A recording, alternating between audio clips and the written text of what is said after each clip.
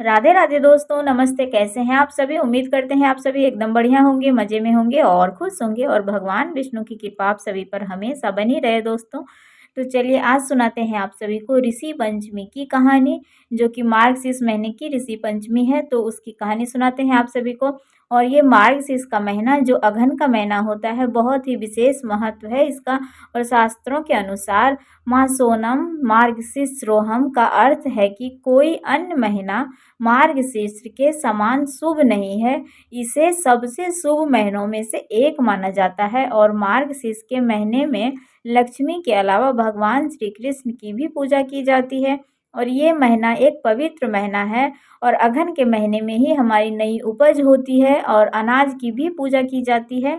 तो ये महीना बहुत ही सर्वोत्तम महीना होता है। तो चलिए सुनाते हैं आप सभी को ऋषि पंचमी की कहानी। तो एक बार राजा युधिष्ठिर जी श्री कृष्ण जी से पूछते हैं, भगवान, तीनों लोकों में लक्ष्मी दुर्लभ है, लेकिन व्रत, होम, तप, जप, नमस्कार आदि किस कर्म के करने से स्थिर लक्ष्मी प्राप्त होती है? भगवान, आप सब कुछ जानने वाले हैं, इसलिए कृपा करके इसका वर्णन करें। भगवान श्री कृष्ण कहते हैं, महाराज, कहा गया है कि प्राचीन काल में भृगु मुनि की ख्याति नामक स्त्री से लक्ष्मी जी का अविर्भाव हुआ है। भृगु जी ने विष्णु जी के साथ लक्ष्मी जी का विवाह कर दिया था। लक्ष्मी जी भी संसार के पति विष्णु जी को अपने वर के रूप में पा करके अपने को कृतार्थ समझने लगी। इसके बाद वह अपने कृपा कटाक्ष से संपूर्ण जगत को आनंदित करने लगी। अब लक्ष्मी जी के प्रभाव से ही प्रजा में क्षेम व सुभिक्ष होने लगा। सभी उपद्रव शांत हो गए।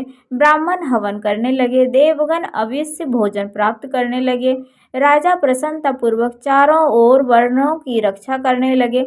अब देवताओं को अति आनंद में निमग्न देखकर विरोचन जैसे दैत्यगण लक्ष्मी जी की प्राप्ति के लिए तपस्या तथा यज्ञ आदि करने लगे। वह सब सदाचारी और धार्मिक भी हो गए। और फिर दैत्य के पराक्रम से सारा संसार आक्रांत हो गया। कुछ समय बाद देवताओं को लक्ष्मी जी का मद हो गया। अब वह शौच, पवित्रता, सत्यता और सभी उत्तम आचार भूलने लगे। देवताओं को सत्य, शील तथा पवित्रता से रहित देखकर लक्ष्मी जी दैत्यों के पास चली गई और देवगण श्रीविहीनी हो गए।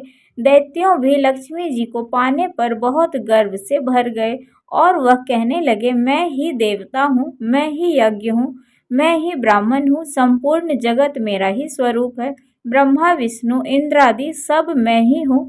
इस तरह से दैत्य अहंकार से युक्त होकर अनेकों प्रकार के अनर्थ करने लगे। अब अहंकार से मति भ्रष्ट दैत्यों की भी यह दशा देखकर लक्ष्मी जी भी व्याकुल हो क्षीर सागर में चली गई। क्षीर सागर में लक्ष्मी जी के प्रवेश करने से तीनों लोग श्री विहीन होने से निस्तेज हो गए। अब देवराज इंद्र ने अपने गुरु बृहस्पति से पूछा, महाराज, कोई ऐसा व्रत या अनुष्ठान बताएं जिसके करने से पुनः स्थिर लक्ष्मी जी की प्राप्ति हो जाए।